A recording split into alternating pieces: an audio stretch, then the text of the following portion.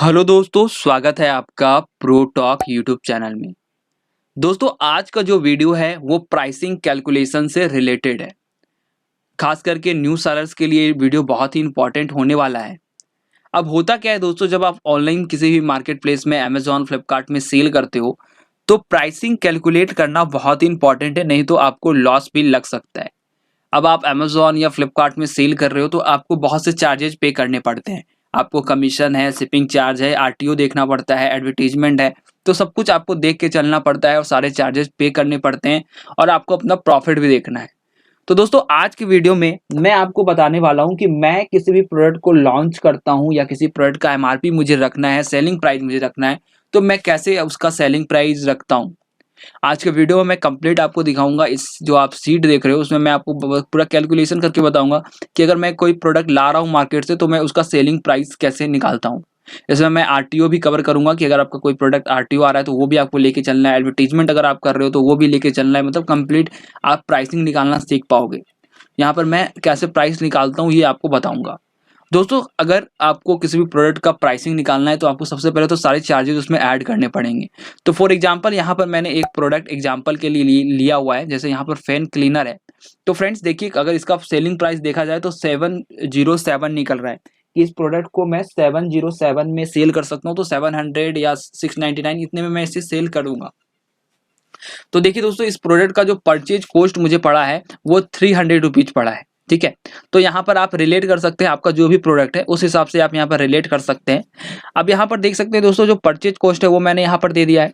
साथ ही दोस्तों, जो प्रोडक्ट्स आप मंगवाते हो उसका ट्रांसपोर्टेशन कॉस्ट भी होता है। अगर आप कहीं दूसरे सिटी से ला रहे हो या अपने सिटी से ही ले रहे हो तो उसको आप ट्रांसपोर्ट करते हो तो उसका भी कॉस्ट होता है। तो यहाँ पर मैंने पर प्रोडक्ट का ट्रांसपोर्टेशन कॉस्ट जो है वो लिख दिया है। अब दोस्तों, इस प्रोडक्ट का आपको कमीशन भी पे करना पड़ता है। अब कमीशन आप कैसे चेक करोगे? अगर आप अमेज़न पे जाओगे तो आपके इन्वेंट्री में देख सकते हो। आपके इन्वेंट्री के साथ ही वहाँ पर आपको शो करता है कि कमीशन आपका कितना लगने वाला है। तो कमीशन आप वहाँ से बड़ी आराम से ले सकते हो। अगर आप फ्लिपकार्ट पे जा रहे हो तो फ्लिपकार्ट पे देख सकते हैं, यहाँ पर आपको कमीशन शो कर जाता है कि इस प्रोडक्ट के ऊपर आपको कितना कमीशन देना है। तो यहाँ पर आपको कमीशन पे करना है।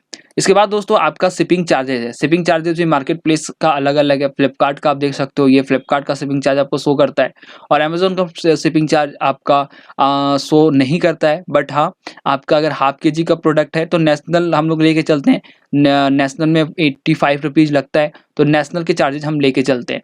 तो और अगर आपका 500 ग्राम से ज़्यादा है तो 115 रुपीज़ आपका लग जाएगा यहाँ पर नेशनल में। तो नेशनल वाले डिलीवरी चार्ज हम यहाँ लेके चल रहे हैं। हाफ केजी का ये प्रोडक्ट है। अब दोस्तों, यहाँ पर जो प्रोडक्ट हम अमेज़न फ्लिपकार्ट में सेल करते हैं उसको अमेज़न फ्लिपकार्ट के पॉली बैग में हमें पैक करना पड़ता है। टैप वगैरह बहुत कुछ है और कई बार हमें बबल रैप भी करना पड़ता है। तो 15 रुपीज़ मैं यहाँ पर ऐड करके चलता हूँ कि हमारा पैकिंग का चार्जेज है। अब दोस्तों, अगर पूरा प्रोडक्ट का कॉस्टिंग हम निकालें कि ये प्रोडक्ट कितने के हो गया है अब, तो 535 रुपीज़ का इसका कॉस्टिंग पड़ेगा अगर आप इन सबको यहाँ पर ऐड कर दोगे। तो ये हमारा भी कॉस्टिंग निकला है। अब दोस्तों, इसके ऊपर हम प्रॉफिट भी रखेंगे। तो मेनली होम एंड किचन के प्रोडक्ट का मैं 20% का प्रॉफिट लेके चलता हूँ। तो यहाँ पर मैं 20% का प्रॉफिट मैंने ऐड कर दिया है। अब दोस्तों, क्या हुआ कि प्रोडक्ट आपका 20% आप पूरे मंथ में आपको देखना पड़ेगा कि आपका क्या सेल रेशियो है। तो 20% तो रिटर्न रहते ही रहते हैं। अगर आप ऑनलाइन ई कॉमर्स में सेल कर रहे हो तो लगभग 20% जो प्रोडक्ट जो जाते हैं उनमें 20% प्रोडक्ट रिटर्न आ जाते हैं। अब कई बार कस्टमर रिटर्न होता है तो ज़्यादा चार्जेस लग जाते हैं, कुरियर रिटर्न है तो कम चार्जेस लगते हैं। तो यहाँ पर चार्जेस को मेंटेन रखने के लिए मैंने 5% एडिशनल हम ऐड करते हैं आरटीओ चार्जेज। ठीक है, हर प्रोडक्ट्स पे 5% एडिशनल ऐड करते हैं, यानी प्रॉफिट 20% प्लस 5% का आपका रहता है आरटीओ चार्जेस।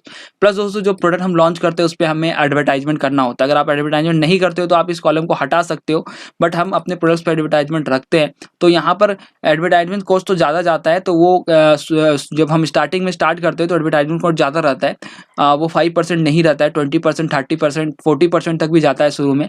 तो वो प्रॉफिट से मेंटेन होता है।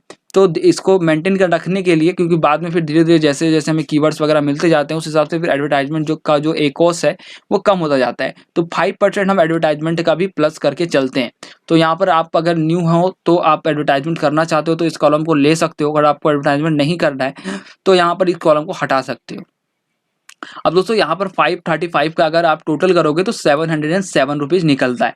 तो दोस्तों इस तरह मैं इसका सेलिंग प्राइस निकालता हूँ। अब इसे मैं 699 में भी सेल कर सकता हूँ, 690 का भी सेल कर सकता हूँ। डिपेंड करता है कि नियरेस्ट किसके ऊपर लेके जाते हैं हम लोग, 699 या 690 या 710, इतने में हम लोग मतलब इसके आसपास ही हमारा जो सेलिंग प्राइस है वो रहता है।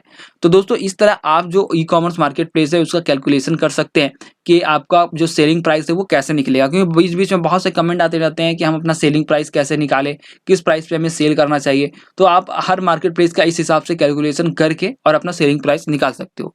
तो दोस्तों ये एक छोटा-सा वीडियो था जिसमें मैंने आपको बताया कि अगर आप कोई प्रोडक्ट सेल कर रहे हो, तो कैसे उसका सेलिंग प्राइस निकालोगे और कैसे आप अपना जो प्राइस है वो निकालोगे कि कैसे आपको किस प्राइस पे मार्केट प्लेस में सेल करना है ताकि आप लॉस में ना रहो। तो दोस्तों आज की वीडियो में इतना ही। वीडियो पसंद आया हो तो लाइक ज़रूर कर दीजिएगा। साथ ही दोस्तों अगर आपको यहाँ पर इससे रिलेटेड कोई क्वेश्चन है तो आप कमेंट कीजिए कि प्राइसिंग निकालने से, तो मैं आपको रिप्लाई भी दे दूँगा।